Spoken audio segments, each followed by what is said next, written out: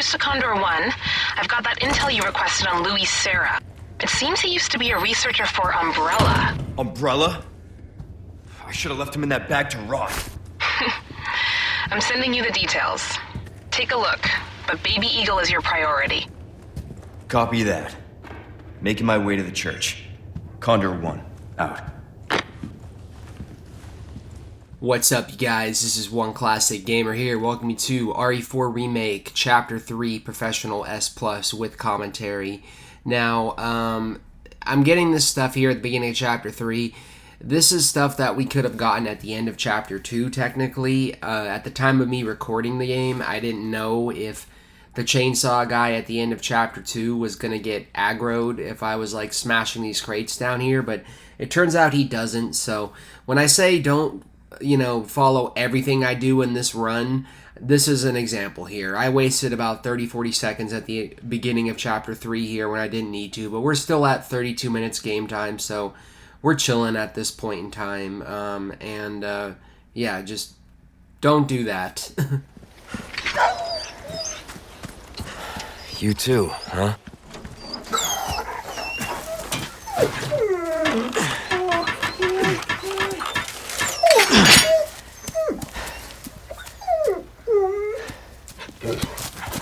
Take care of yourself, buddy. Alright, and now we're going to get moving. So we're going to be heading back into the village. If you guys have seen my hardcore run, chances are if you're following this, you've already beaten the game at least once. Unless, I don't know, you're playing like a brother's copy of the game or something, or a friend's copy of the game, and you're just like, I want to play it on professional. Which I would not recommend doing, but if you are and you are seeking guidance, that is what I am here for, so welcome.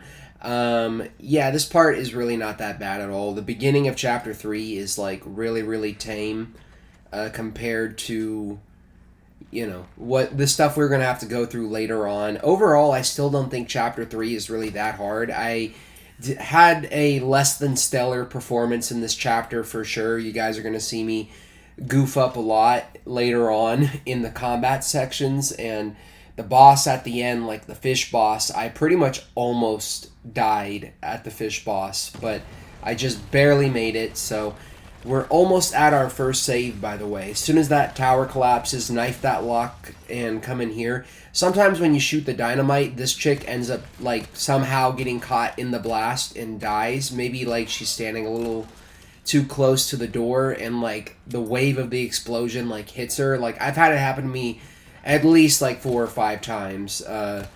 But yeah, this guy's gonna rush you as soon as you jump out the window there. But really, I mean, this is the first part where you guys are really gonna see me just run a lot and not really fuck around with the combat as much, because you need to save your ammo. As much as this game is like way more combat oriented than 2 and 3, it is still very much like 2 and 3 in that you can go through your ammo so fucking quick in this game, and you really need to hold on to it and conserve it for sure. So don't forget to grab that first aid spray there, and there's some shotgun shells right there. And yeah, there's also a side quest here, which we've already started because we killed that Viper in there. So we just need to find 2 more. So we're going to sell some treasures to the merchant. Yeah, we're going to purchase the TMP. We are going to purchase the bolt thrower, but I don't think we're purchasing that right away. I may be mistaken. I literally just edited this video, so like the fact that I already can't remember is I mean, these thankfully, since my gameplay already is like, perfect for the most part. I mean, not in this chapter, but like perfect as in, I'm showing you guys my successful, attempts from save to save. These videos don't take as long to edit, thankfully. They're a lot shorter, but the flip side to that is I also have to export the no commentary version for you guys as well. So I spend double the time exporting this stuff just to entertain you guys. So if you like this stuff, please consider commenting, subscribing, liking the video. Yeah, let me know what you thought. So there's only 2 guys here in this graveyard area. There's this guy that I don't even know what he's doing. Like, place has gone to hell, and my dude is still like working for some reason. You can shoot this down and get the chicken egg, and there's another guy in the house in the back here. He's gonna hear us as soon as we shoot this treasure. Actually, in fact, I think he already heard us when we were firing those shots earlier on, but he's just another basic ass enemy. He's not hard at all to deal with. Yeah, I mean, yeah, this part is really fucking easy. I have very little words for you guys on this. Excuse me. I'm trying my best not to cough while I'm recording commentary, but for some reason it's really hard for me. I mean, it isn't for some reason. It's a very specific reason, but whatever. I don't know what I'm doing right now, so yeah.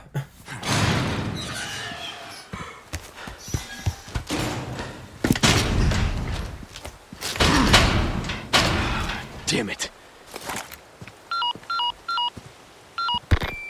Condor 1 to Roost. The church is sealed up. And Baby Eagle? Negative. Nothing yet. But they sure do have this place locked up tight. I see. I can think of one reason they'd want to do so. Oh, she's here. That's for sure. I'll find a way in. Condor 1, out. Alright, and now we're on to the fun part. And also, congrats. If you have made it this far, you have made it to save number 1. This is where I did my first save. I didn't even realize it until I was looking through this earlier when I started working on this. But save 2, I pretty much did all the way in chapter 4. I thought I did it at the end of chapter 3, but no, I did my first save here. And you know, my saves are pretty extreme. You're gonna need to be really, really good at the game and know the game really well in order to make it to these saves. But yeah, if you're here, congrats, you've made it to save number 1. We are, I was gonna say we're a quarter of the way through the game, but we're not. We're still early into the game, sadly. But yeah. The great thing is Leon's cousin James is keeping you guys entertained with those Silent Hill videos. So I say that obviously because freaking in Silent Hill 2 they gave James the Leon haircut, which I'll admit kind of surprised me a little bit. And I was like, really? I'm playing through 2 games now where there are, these I was gonna say Middle Eastern. What the fuck am I talking about? Jesus Christ. Nothing against Middle Eastern people, okay? Just want to throw that out there. And that made you look even more suspicious, dude, of course. What the fuck is wrong with me? So here I'm being really, really impatient and just running through this. But the shotgun is helping me out. What I meant to say is that, James and Leon are the fucking embodiment of the Western, man. So, yeah, I mean, I think it's funny that I'm playing through 2 games where the protagonist looks pretty much exactly the same. But on another note, back onto RE4 here. Once you get here into this area, those guys behind you aren't going to chase you anymore. A lot of the enemies in this game have barriers that they won't go, or boundaries rather. Barriers isn't the right word. Boundaries that they won't go past. There are 2 dogs here. You can also flash all of those crows and get that trophy earlier on that I got in my hardcore run, where you basically, I think, use the flash to kill 3 enemies or something like that. If you guys are still trying to get that trophy and you haven't gotten it yet, this is a really, really good spot to get it. Just chuck the flash grenade before you run into the area, and you'll knock down all of those crows. And also you'll have a bunch of pesetas just laying around everywhere that you can just pick up and you know, yeah, so up here, there's a crate up here. Excuse my chair once again. And again, this is an example of me not knowing how to use the auto sort feature this fucking far into the game. It literally took me this long to learn how to use the auto feature, or yeah, the auto sort feature. So don't miss out on these crates here. You want to pick up everything you can, but time is always of the essence. Every second that you're spending in this game is literally like, you have to make it count, like I said, because this is a very long game. It really, really is a long game. And there are some parts later on that we're definitely going to need to take our time with because of just how hard they are. So we got the first hexagon piece there, and we have a little binoculars like cutscene coming up here right now.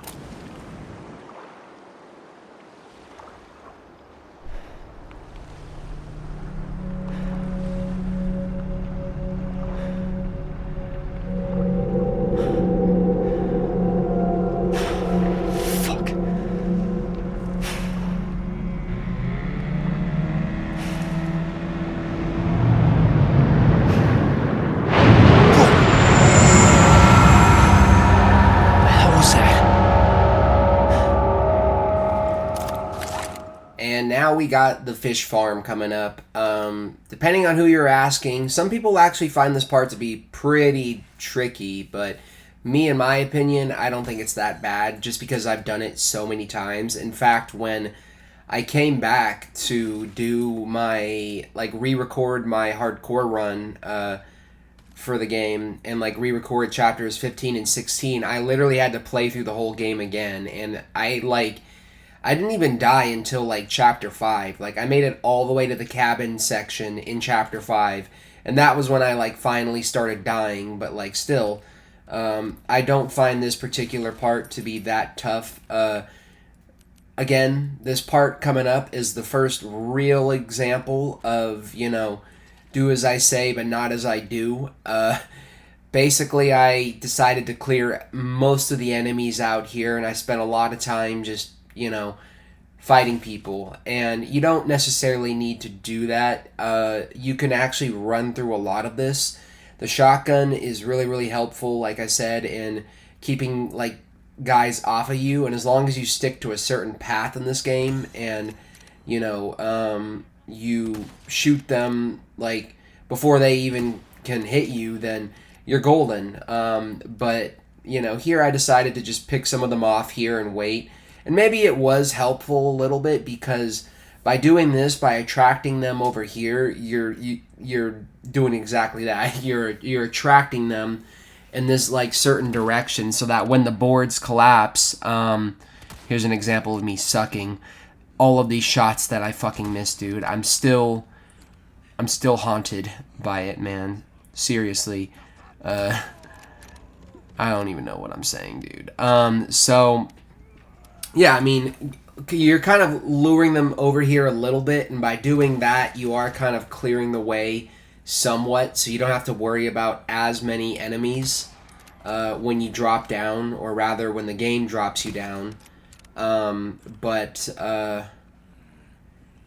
Yeah, I don't really have much to say here in this particular section. Just don't miss like me. Be a better shot than me, because clearly I cannot fucking shoot for shit in this chapter. I don't play bad this whole run, guys. Trust me. But this chapter in particular, I was missing a lot. But yeah, I mean, this part really, what I've learned about this game and most Resident Evil games, and this is just kind of common sense, is not to allow yourself to get backed into a corner. If you're fighting a bunch of people, try to lure them out into an area where there's enough space for you to run around and run around them if they're all coming at you and trying to attack you and you don't have anything and you need to get another advantage, basically.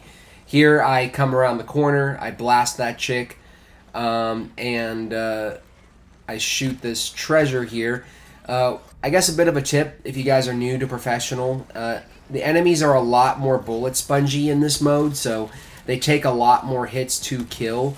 They're a lot more aggressive. They do a lot more damage, obviously, and yeah, like your health like goes away a lot quicker. But if you're using the shotgun, I've found that when I tend to like aim, you know, obviously in their upper body, like their heads and like their torsos, a lot of the times you'll get like those one-hit kills where they just fall back and like, you know, you don't have to worry about them because you one-hit killed them.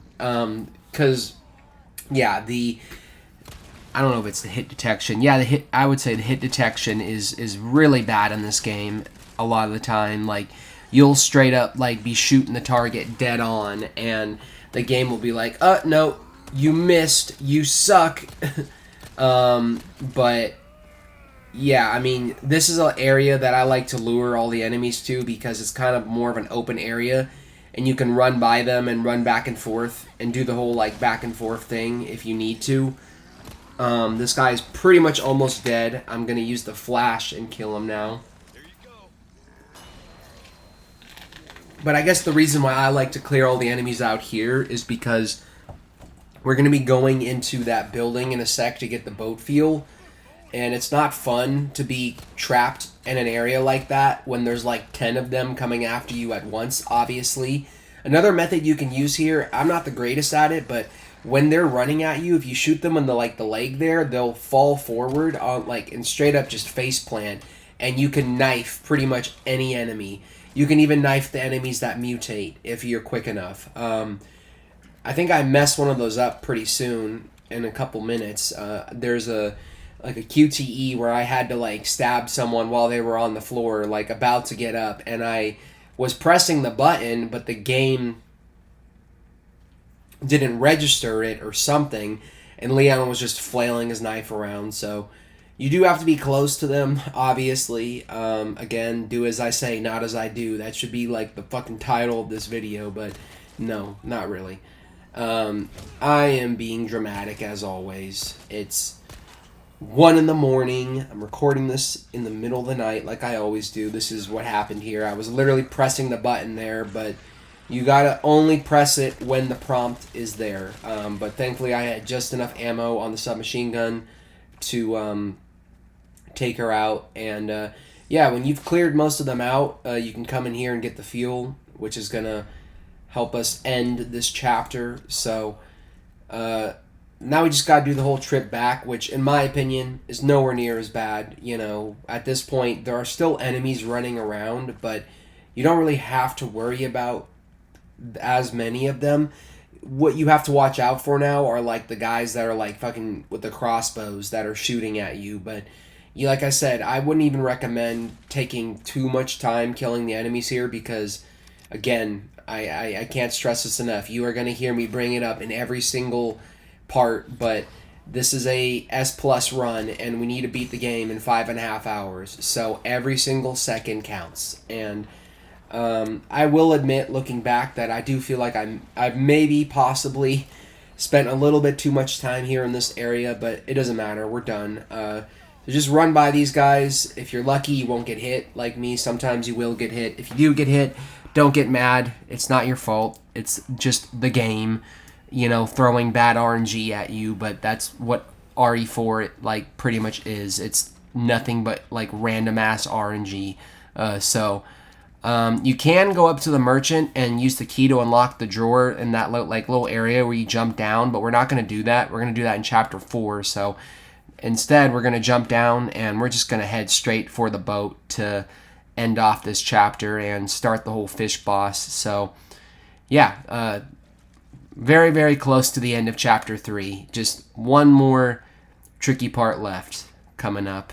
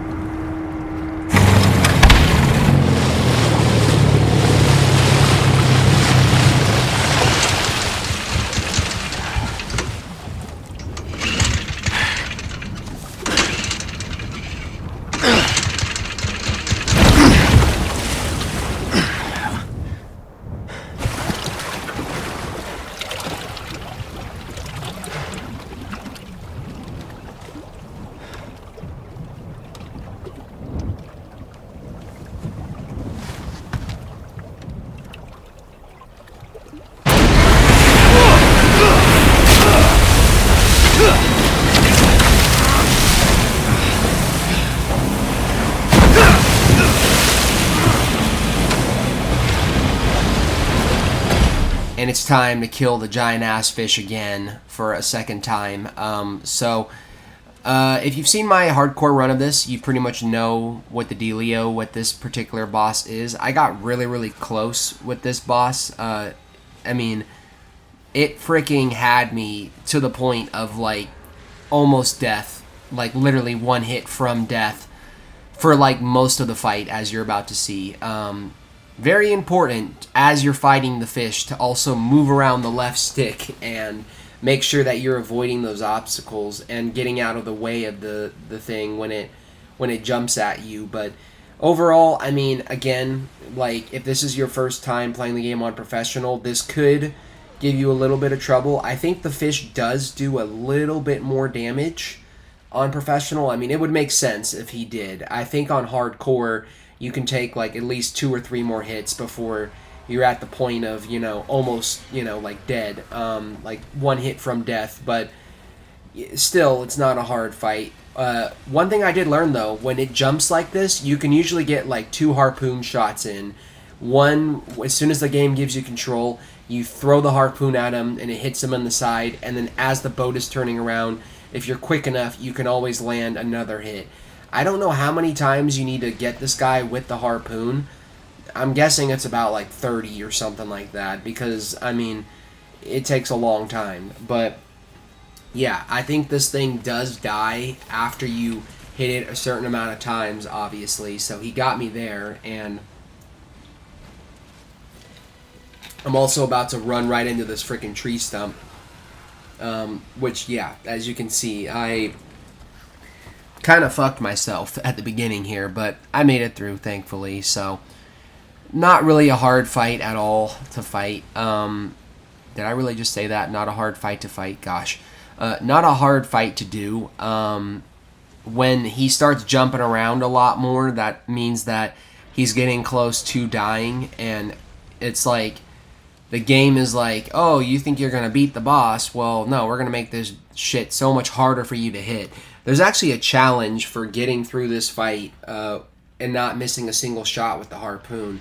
I would love to try to do that someday, but I'm probably not going to do it anytime soon, to be honest with you guys. So, I think we're in, like, the final phase here, because he's going to jump up, but it's going to be like an animation where it whips the boat around. So, yeah, that usually means that the fish is, like, really close to dying.